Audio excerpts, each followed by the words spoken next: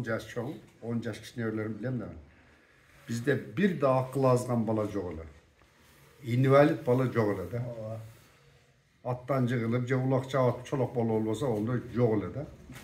Анан мен дагы деле билбейм, бирок бир жылы бир ушу давай инвалид балдарга жардам берет. Айылда балдар толуп кетти да ошондо. Инвалидтер. Биздин айылда таз ошо тоодо.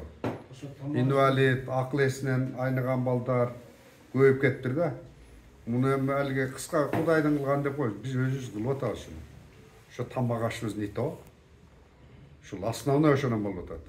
Мурун биз чала тоют болуп эле тамактанчубуз, бирок натуралдуу нерселер экен да.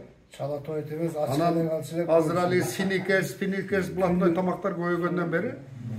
Анан айрыкча мени көрүп атасыңар, азыр ужас, мына балдар. Балдар илек алып беребиз. Мен коркконум баягы бир күнү бирөөлөр мындай чындыкты айтсаң, кээрлер түшүнбөйт экен да. Эми биз кетебиз.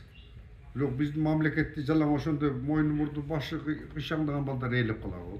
Бул дагы аябай тревога да. Муну уже айтып деп, муну президент эле чечпейт, муну мамлекет эле чечпейт муну.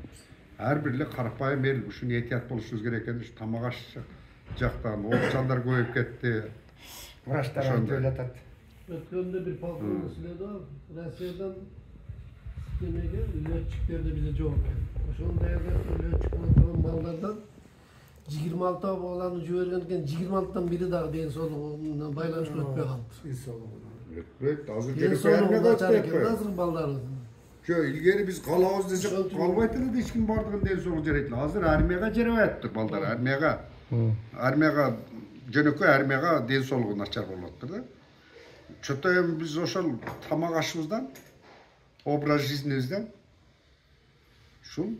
ушуларды ойлонушубуз керек экен.